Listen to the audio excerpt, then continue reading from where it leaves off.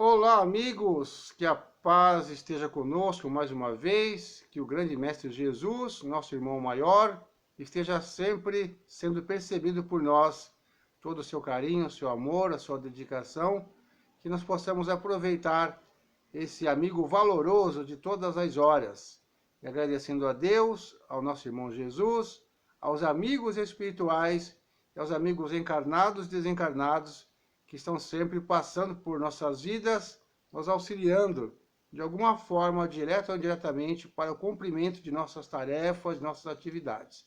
Bom dia, Vilma, sempre chegando com a galera de quatro patas, os seus emojis dos cachorrinhos. Bom dia para a Lili também, que está aí do lado, com certeza.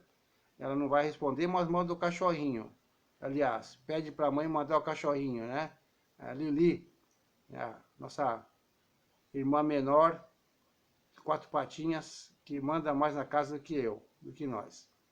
Bom dia a todos, é uma grande satisfação estamos retornando ao estudo do Livro dos Espíritos, a interpretação ao mais dentro da doutrina possível, sem colocar opiniões particulares, porque estamos estudando. Agora, conversar e debater são outros 500, mas estudar é passar o que está aqui na codificação espírita. Hoje vamos continuar no livro 3º, Livro dos Espíritos, falando da lei de justiça, amor e caridade. Vamos dar mais um passinho no nosso estudo. A lei de justiça, amor e caridade, podemos dizer que é a base de tudo, a base de toda a doutrina, a base de todo o cristianismo. Mas, mais uma vez, agradecendo a todos os amigos e a Deus nosso Pai, vamos dar início, continuando o nosso estudo de hoje. Então, sejam todos bem-vindos ao nosso canal aqui do Facebook e o nosso canal lá no YouTube, Reflexos da Luz, que vão sendo colocados, postados esses vídeos lá, e mais outros também que já temos, e outros que serão postados de acordo com a necessidade e a criatividade, a intuição e a necessidade principalmente. Então vamos lá. Livro dos Espíritos, livro 3º, capítulo 11, Lei de Justiça, Amor e Caridade. A questão é a 873. 873. O sentimento de justiça, item 1, justiça e direito natural. A questão 873. O sentimento de justiça é natural ou resulta de ideias adquiridas? Ou seja, esse sentimento já nasce com a gente ou é um resultado de ideias, de estudos que se vai adquirindo ao longo da vida? A resposta dada pelos irmãos é a seguinte: é de tal modo natural que vos revoltais ao pensamento de uma injustiça. O progresso moral desenvolve, sem dúvida, esse sentimento, mas não o dá. Deus o pôs no coração do homem. Eis porque encontrais, frequentemente, entre os homens simples e primitivos, noções mais exatas de justiça do que entre pessoas de muito saber. Por que isso? Por que essa palavra assim encontramos mais noção de justiça naqueles que têm menos cultura, nos primitivos e simples? Porque as academias, as filosofias, os estudos, as leis, os achismos vão sendo colocados e vão modificando a nossa natureza. A gente vai tendo noções menos naturais. A gente vai estar racionalizando, vai estar pensando antes de ter alguma decisão, antes de tomar alguma decisão. Agora, nos homens primitivos e mais simples, como está aqui na questão 873, o senso de justiça ele é mais amplo, porque ele está mais presente, porque o homem não tem ainda tanta interferência das ideias que vão sendo passadas para ele no decorrer da sua existência ou de suas existências. Questão 874. Se a justiça é uma lei natural, como se explica que os homens a entendam de maneiras tão diferentes que um considere o justo o que a outro parece injusto. Vamos à resposta? É que, em geral, se misturam paixões ao julgamento, alterando esse sentimento, como acontece com a maioria dos outros sentimentos naturais, e fazendo ver as coisas sob um falso ponto de vista. Por isso que nós falamos sabiamente, mas não conseguimos fazer com que isso se realize de uma forma plena, de que temos que ser imparciais, ou seja, quando alguém vai julgar alguma coisa, falando de quem tem esse direito, que é o juiz. Isso, né? Eles teriam que ter imparcialidade. Um árbitro de futebol que está fazendo ali o julgamento do certo e do errado, da lei, da disciplina do futebol, teria que ser imparcial. Ele não pode simpatizar com um time ou com outro, com um jogador ou com outro. Ele tem que ser imparcial. Então, a imparcialidade é que vai fazer com que nós possamos analisar e, se for necessário, julgar com mais precisão o que é justo, o que é injusto. Questão 875. Como se pode definir a justiça? A justiça consiste no respeito aos direitos de cada um. Seria muito simples se nós não ficássemos querendo mais do que nós precisamos, querendo crescer o olho na plantação do outro, querendo ter mais, querendo ter inveja, tudo isso, se a gente respeitasse, somente isso, ó, respeito aos direitos de cada um. Isso é uma definição mais simples e mais pura de justiça. Respeitar o que é direito de cada um. 875A, completando essa questão, pergunta assim: o que determina esses direitos? São determinados por duas coisas. A lei humana, podemos dizer direitos de propriedade, de móveis, imóveis, carros, bicicleta, motocicleta, coisas. Essa é a lei humana. E a lei natural. Tendo os homens feito leis apropriadas aos seus costumes e ao seu caráter, essas leis estabelecem direitos que podem variar com o progresso. Vede-se as vossas leis de hoje, sem serem perfeitas, consagram os mesmos direitos que os da Idade Média. Esses direitos superados, que vos parecem monstruosos, pareciam justos e naturais naquela época. O direito dos homens, portanto, nem sempre é conforme à justiça. Só regula algumas relações sociais, enquanto na vida privada há uma infinidade de atos que são de competência exclusiva do Tribunal da Consciência. Ou seja, de acordo com a evolução, as leis humanas vão se modificando, vão melhorando e vão ficando mais próximas da lei divina. Ou seja, quanto mais evoluído for um povo, mais justo será a sua lei. Questão 876. Fora do direito consagrado pela lei humana, qual a base da justiça fundada sobre a lei natural? Temos um exemplo maior do ensinamento de Jesus, que nos disse: o Cristo vos disse, querer para os outros o que quereis para vós mesmos.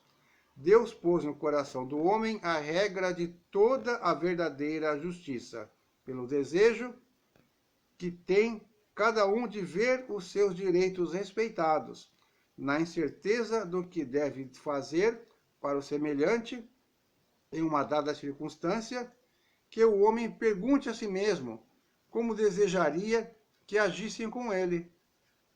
Deus não lhe poderia dar um guia mais seguro que a sua própria consciência.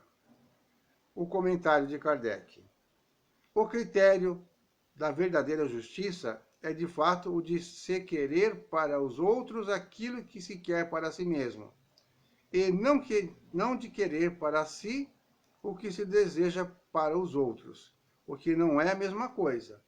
Como não é natural que se queira o próprio mal, se tomarmos o desejo pessoal por norma ou ponto de partida, podemos estar certos de jamais desejar ao próximo senão o bem. Desde todos os tempos e em todas as crenças, o homem procurou sempre fazer prevalecer o seu direito pessoal. O sublime da religião cristã foi tornar o direito pessoal por base do direito do próximo. Simples assim, né? Se eu quero coisas boas, vou desejar coisas boas para todos. Se eu não quero ser enganado, então não vou enganar ninguém. Se eu quero ser feliz, se eu quero que as pessoas me tratem bem, eu vou procurar passar um pouco dessa felicidade tratando as pessoas bem. Então, o que eu quero para mim, eu quero para os outros. O que eu não quero para mim, eu não posso querer para os outros. É super simples, super fácil, basta que nós consigamos reformar o nosso modo de pensar. A nossa forma, que já está ali há milênios, séculos, sempre ainda pensando na pena de talião, o olho por olho, dente por dente, pensando às vezes na vingança, no tomar lá da cá e outras coisas mais. Portanto, se nós conseguirmos entender esse preceito que o Cristo nos trouxe, de desejar para os outros que nós gostaríamos de receber, com certeza ficará mais fácil compreendermos o sentido da palavra justiça. Questão 877. A necessidade de viver em sociedade acarreta para o homem obrigações particulares? É claro que sim. E a primeira de todas é a de respeitar os direitos dos semelhantes. Aquele que respeitar esses direitos será sempre justo. No vosso mundo, onde tantos homens não praticam a lei de justiça, cada um usa de represálias e vem daí a perturbação e a confusão da vossa sociedade. A vida social dá direitos e impõe deveres recíprocos. Por isso que temos tantas confusões por falta de respeitar o direito do próximo. Querer fazer prevalecer sempre a opinião pessoal. Isso gera, com certeza, conflitos, confusões, brigas, ações judiciais e muitas outras coisas mais. O diálogo, a conversa, o respeito, sempre é a melhor saída. Questão 878. Podendo o homem iludir-se quanto à extensão do seu direito, o que pode fazer para que ele conheça os seus limites? Os limites do direito que reconhece para o seu semelhante em relação a ele, na mesma circunstância e de maneira recíproca. Se você coloca o limite no próximo, então é o limite que você tem para você também, para agir com ele. Desejar para o próximo o que desejaria para você. Continua ainda valendo a mesma orientação. 878A.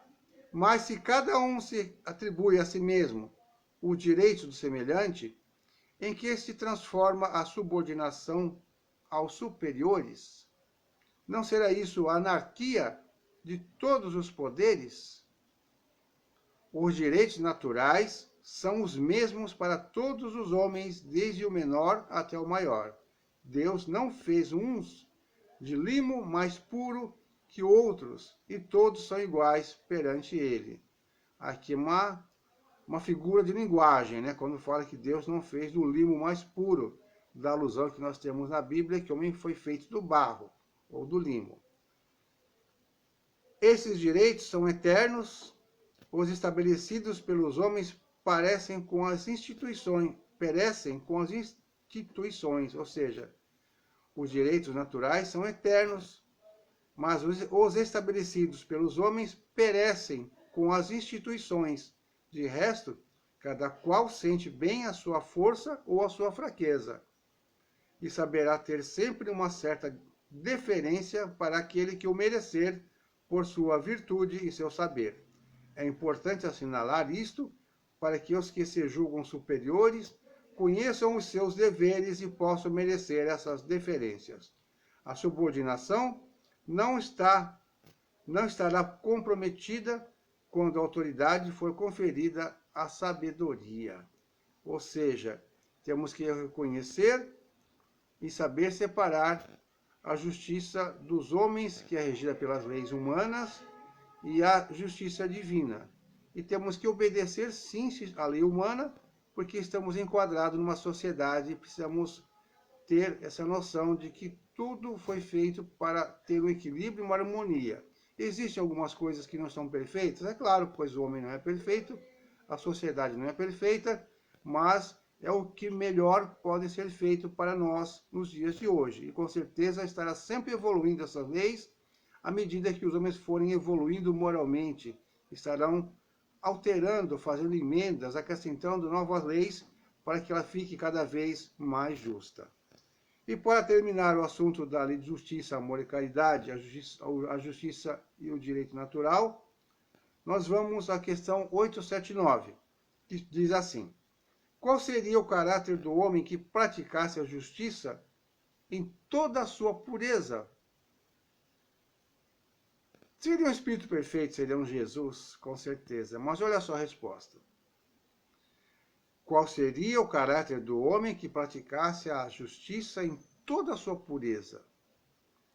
Seria o do verdadeiro justo, a exemplo de Jesus, porque praticaria também o amor do próximo e a caridade, sem as quais não há a verdadeira justiça. Se não houver amor e caridade, não existe a justiça verdadeira, a justiça plena. Então nós terminamos por aqui o estudo de hoje. Agradecemos a todos que viram, que vão ver, e estamos aqui para continuarmos a nossa pequena tarefa, mas com muito carinho, com muito amor, com muito boa vontade. Deus abençoe a todos, um excelente dia e até o próximo vídeo. Eu não falo mais até amanhã, porque amanhã a Deus pertence. Fique com Jesus.